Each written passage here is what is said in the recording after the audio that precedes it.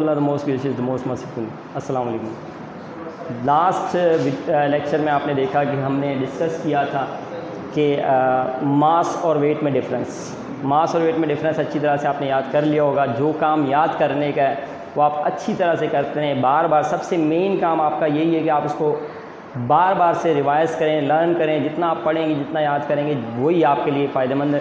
सिर्फ आपने वीडियो देखनी नहीं है, इनको जो जो काम बताया जा रहा है साथ साथ याद भी करना है। याद करने का काम मुझे बार बार बोलना नहीं पड़े, आप इसको साथ साथ याद करते रहें। तो चैप्टर 4 तक अभी तक जितना भी पढ़ाया है इसमें से आपसे जो भी चीज़ अच्छी तरीके से याद नहीं है उसको अच्छी तरह से याद कर लें, साथ साथ इसको रिवाइज़ करते रहें। चैप्टर 4 में हमारा नेक्स्ट जो टॉपिक है वो है मोमेंटम। तो आज हम बात करेंगे मोमेंटम के बारे में। मोमेंटम क्या है? तो मोमेंटम ये हमारा नेक्स्ट टॉपिक है।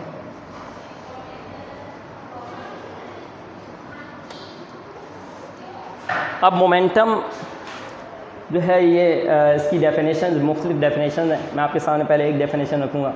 सबसे आसान तरीन इसकी डेफिनेशन है कि the quantity of motion present in a body, किसी बॉडी के अंदर हरकत की मिकदार इज़ कॉल्ड मोमेंटम। इसी को मोमेंटम कहते हैं। तो एक तो डेफिनेशन इसकी ये है जो सबसे ज़्यादा आसान तरीन definition, the quantity of motion in a body is called momentum. अच्छा, मोमेंटम के लिए आपको जो जो बातें बता रहा हूँ वो याद रखनी है। एक डेफिनेशन आपको बता दी। दूसरी डेफिनेशन इसकी ये करते हैं, the product of mass and velocity is known as momentum. ये दूसरी डेफिनेशन है जो आपको आसान लगे। The product of mass and velocity is called momentum. ये दूसरी डेफिनेशन। दो डेफिनेशन हो गई। अब आपने क्या करना है कि इसमें जो पॉइंट्स बता रहा हूँ वो याद रखने हैं। एक तो आपने सबसे पहले तो याद रखनी है इसमें डेफिनेशन, तो वो तो होगी डेफिनेशन। आपको मैंने दो बताई, जो भी आपको बेहतर लगे वो आप याद कर लो, आसान तरीन डेफिनेशन जो आपको लगती है। दूसरा इसमें आपने मोमेंटम को याद रखना है कि momentum is a vector quantity. ये एक वेक्टर क्वांटिटी है। ये बातें आपको असल में एमसीक्यूज़ में पूछते हैं अक्सर, इसलिए आपको हर पॉइंट अच्छी तरह समझ के याद रखना है। तो वेक्टर क्वांटिटी मोमेंटम के बारे में पेपर में आ जाता है कि momentum is a dash quantity, वो नीचे ऑप्शन दे देते हैं, इसलिए मोमेंटम याद रखना वेक्टर क्वांटिटी। फिर इसके बाद मोमेंटम को हम शो करते हैं पी से, कैपिटल पी से शो करते हैं। ये इसका सिंबल है, तो सिंबल इसका पी है, इसका सिंबल आ गया। फिर उसके बाद सिंबल के बाद नेक्स्ट इसमें मोमेंटम को का फार्मूले की बात करें तो P is equal to mv। ये इसका फार्मूला है, जहाँ पर P का मतलब मोमेंटम, m का मतलब मास, v का मतलब वेलोसिटी। तो वही डेफिनेशन जो मैंने आपको बताई थी वो इसी से बनी कि product of mass and velocity is known as momentum. तो वो डेफिनेशन ये है। अच्छा, इसी तरीके से आपने देख लिया। अब आप इसके SI यूनिट की बात करते हैं। SI यूनिट इसका याद रखना है न्यूटन सेकेंड है। SI unit is Newton second, ये इसका SI यूनिट है। तो ये इतनी बातें आपको मोमेंटम के बारे में जानना काफ़ी हैं। मोमेंटम की डेफिनेशन, मोमेंटम वेक्टर क्वांटिटी है, इसका सिंबल P है, इसको P is equal to mv formula है इसका, SI यूनिट इसका न्यूटन सेकेंड है। ये आ गया मोमेंटम। मोमेंटम के बाद इसमें आप नेक्स्ट टॉपिक देखेंगे, law of conservation of momentum.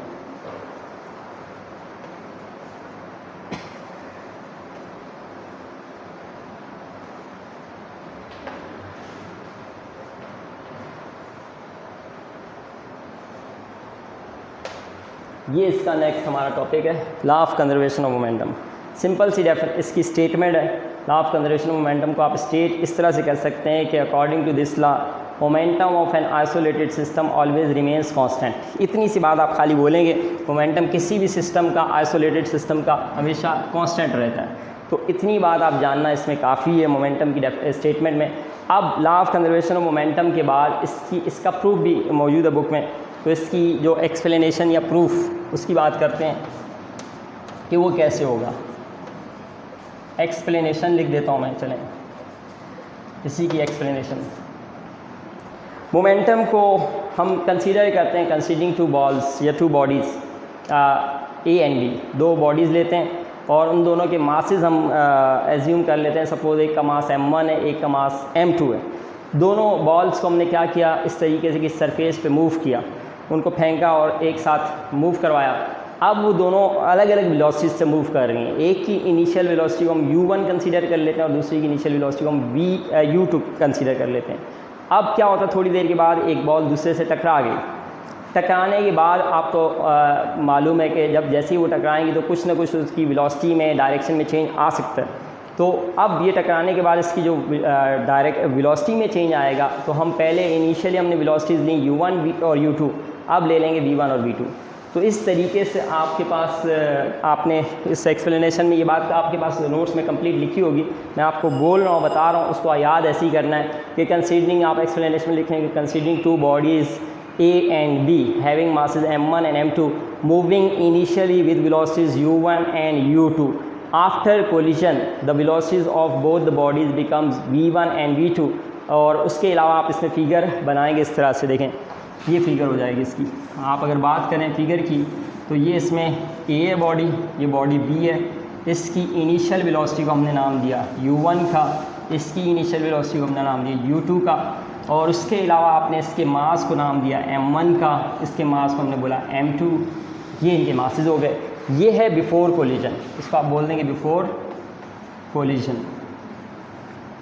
Collision से पहले सिचुएशन इस तरह से थी। अच्छा, फिर उसके बाद क्या हुआ, जब ये दोनों कोलिजन करने के बाद, जब कोलिजन करेंगे तो उसके बाद फिर इनसे इनकी वेलोसिटीज़ में चेंज हो जाएगा, चेंज आ जाएगा। वो चेंज क्या आएगा कि सपोज़ इसकी वेलोसिटी v1 हो गई और इसकी वेलोसिटी v2 हो गई। मासेस में तो कोई चेंज नहीं आएगा, वेलोसिटीज़ में चेंज आएगा। तो ये आपके पास आ जाएगा आफ्टर कोलिजन। तो इस तरीके से आप इसको शो कर देंगे कि आफ्टर कोलिजन में ये इस तरीके से मूव कर रही हैं। डायरेक्शन इनकी हम कंसीडर करेंगे कि आफ्टर वेलोसिटी भी सेम है और वेलोसिटीज़ में चेंज आ गया। अब आपने क्या करना है कि according to law of conservation momentum, momentum before collision and momentum after collision is same. अब आप देखें बिफोर कोलिजन और आफ्टर कोलिजन मोमेंटम निकालने का एक आसान सा तरीका बताता हूँ। देखें मोमेंटम हमारे पास है क्या, mv, ये फार्मूला है। अब आप हर बॉडी का मोमेंटम यहाँ लिख लें। देखें इसके साथ आसानी के लिए मैं बता देता हूँ आपको। आप इसका मोमेंटम लिखेंगे, इसका मास और इसकी वेलोसिटी, तो इसका मोमेंटम आ गया m1 u1। हमें मोमेंटम के लिए क्या चीज़ों की ज़रूरत है, मास और वेलोसिटी की। इसका मास, अगर इसका मोमेंटम निकालें, मास इसका m2 है और वेलोसिटी इसकी u2 है, ये आ गया मोमेंटम। इसी तरह इसका मोमेंटम निकालें, इसका मास वही m1, इसका मास वही m2, तो आपके पास इसका मोमेंटम आ गया m1 v1 और इसका मोमेंटम आ गया m2 v2। ये आपके पास मोमेंटम आ गया। जब आपने मोमेंटम लिख दिए, अब आप इस लॉ के मुताबिक मोमेंटम रिमेंस कांस्टेंट, तो बिफोर कोलिजन और आफ्टर कोलिजन मोमेंटम सेम रहेगा, क्योंकि तो मैं इन दोनों को मोमेंटम का सम ले लेता हूँ। According to law of conservation of momentum यहाँ आप लिखेंगे, according to law of conservation of momentum यहाँ पे आप लिख देंगे m1 u1 प्लस दूसरे का मोमेंटम क्या था m2 u2, और फिर इस लॉ के मुताबिक ये मोमेंटम सेम रहेगा किसके, m1 v1, यानी आफ्टर कोलिजन मोमेंटम के सम के। तो आपने इस तरीके से इन दोनों को सम करके इन दोनों को इक्वल्स शो कर देना है। ये law of conservation of momentum का फाइनली आपके पास एक इक्वेशन आ जाएगी। इस तरीके से आपने इसको पूरा स्टेट करना और पूरा लिखना है। नोट्स के अंदर, बुक के अंदर पूरी डिटेल लिखी हुई, आप अच्छी तरह से पढ़ लेना, और नेक्स्ट लेक्चर में फिर आपको बताऊँगा कि इसके बाद क्या करना है। अल्लाह हाफ़िज़।